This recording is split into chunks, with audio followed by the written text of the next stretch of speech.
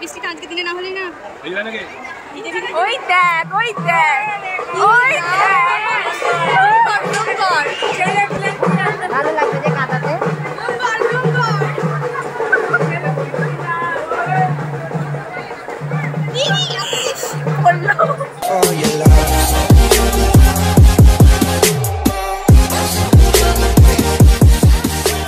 High, আমি স্বর্ণালী আর তোমরা আছো ফার্স্ট অফ অল স্বর্ণালীস টাইমে। আশা করি তোমরা সকলে ভীষণ ভালো আছো। আর যারা জানো না যে আমি আমার বাড়িতে এসেছি কিছুদিনের জন্য, তার একটা কারণ তো আছে। যারা যারা মিনি ব্লগে দেখে ফেলেছো তারা তো জেনেই গেছো। এরপর আমি প্রথমবার এই অনুষ্ঠানে এলাম। আমাদের বাড়ির ঠিক পেছন দিকটা একটা মন্দির আছে যেখানে আমার জন্মেরও বহু বছর আগে থেকেই নামযজ্ঞ হয়। ব্লগ পরে কীর্তন শোনার মিনি ব্লগ তো তোমরা দেখেই ফেলেছো। তো আজ হলো আমাদের মহোৎসব, অর্থাৎ নগর কীর্তন শেষে আমরা খিচুড়ি খেয়ে বাড়ি ফিরবো। কতটা আনন্দ হয় তোমরা সাথে থাকলেই সেটা বুঝতে পারবে। এই দেখো আমরা এখন চলে এসেছি নগর কীর্তনে। নগর কীর্তন বেরোনোর সময় ছিল বিকেল 5টা, কিন্তু বৃষ্টির জন্য একটু লেট হয়ে যায়। এই মতো আমরাও বাড়ি থেকে বেরোতে একটু লেট করে ফেলি, তাই এখন পেছন দিয়ে ঢুকছি একদম সামনে যাওয়ার জন্য। বুঝতে পারছো কতটা ভিড় রাস্তায়। আচ্ছা বলে রাখি, এটা কিন্তু বহরমপুর টু করিমপুর যাওয়ার মেন রোড। নগর কীর্তনের যাত্রা শুরু হয় আমাদের দমকল জনকল্যাণ মাঠ থেকে, তারপর ব্রিজ মোড় থেকে যায় একদম কুঠির মোড় পর্যন্ত। কালকের মিনি ব্লগে একটা ছোট্ট ভুল বলে ফেলেছি, মানে 40 প্রহর মানে 7 দিন নয়, 40 প্রহর মানে 5 দিন। 40 প্রহর ব্যাপী অখণ্ড নাম কীর্তনের পর আজ হলো এই নগর কীর্তন। আর বেশি কথা বলবো না, কারণ শব্দগুলো তোমাদের কানে না পৌঁছলে তোমরা বুঝতে পারবে না যে হরিনামেও কতটা আনন্দ হয়। তো ভালো করে প্রত্যক্ষ করো এই অগণিত ভক্তদের জনস্রোত কতটা বড়।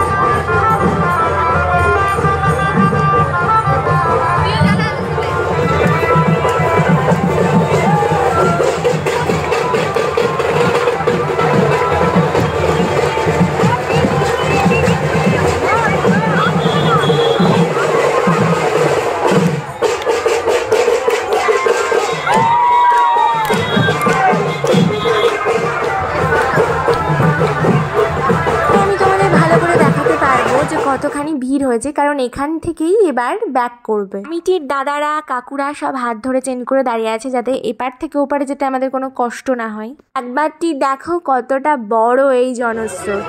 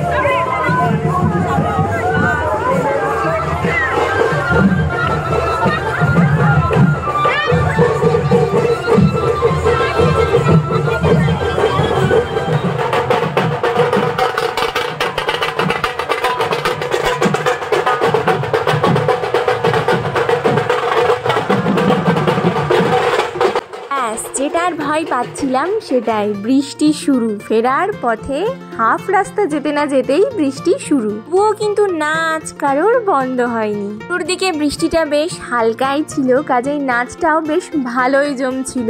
শুরুটা যতটা ভালো হয়েছিল শেষটা বৃষ্টির জন্য একটু কেচে গেল আর কি। পুরোটা কেচে যায়নি, শেষের নাচটা কেবল কেচে গেছে। এই দেখো সবার অবস্থা।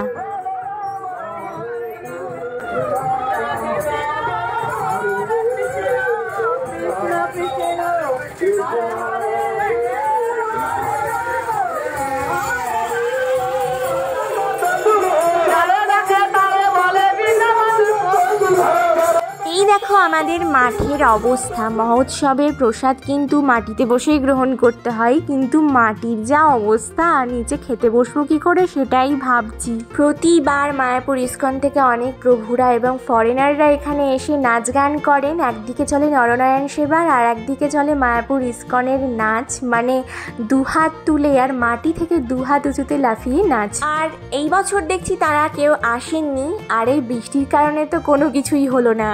আর তোমরা তো দেখে বুঝেই গেছো যে এখানে হচ্ছে মহোৎসবের মহা আয়োজন। পরক্ষণে চোখ পড়তেই দেখি ওই দেখ ওই দেখ ওই ভালো লাগবে যে কাঁদাতে।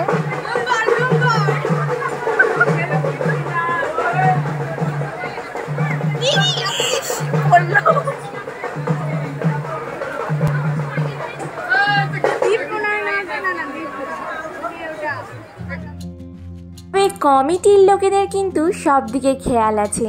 এত বৃষ্টির কারণে মাঠে জল জমে যাওয়ার জন্য এই এত খিচুড়িগুলোকে ওপরে রেখেছে, আর এই দেখো খাওয়া দাওয়ার জন্য ব্যবস্থা করেছে টেবিল চেয়ারের। ভাগ্যিস ওই 5 মিনিট বৃষ্টিটা একটু থেমেছিল, কাজেই আমরা রাস্তা থেকে মাঠের এই শেডটায় আসতে পেরেছি। তারপরে যে বৃষ্টি শুরু হয়েছিল আমরা মনে হয় আর আসতে পারতাম না।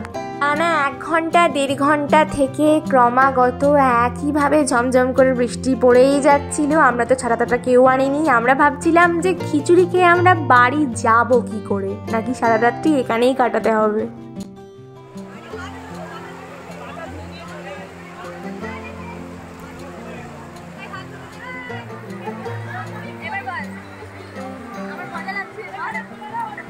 বলো পিকনিক পিকনিক আমাদের পিকনিক হচ্ছে, নরনারায়ণ সেবা করছি আর তার সাথে বৃষ্টি হচ্ছে। পিকনিক করে স্নান করতে করতে বাড়ি যাবো, খুব এনজয়।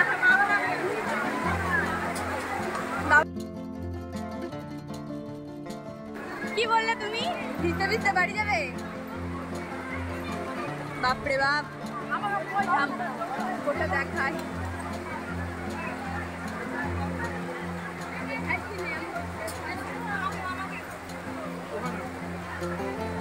ভাই আমাকে একটু তরকারি দিয়ে যান। কতটা না বাবা, অল্প।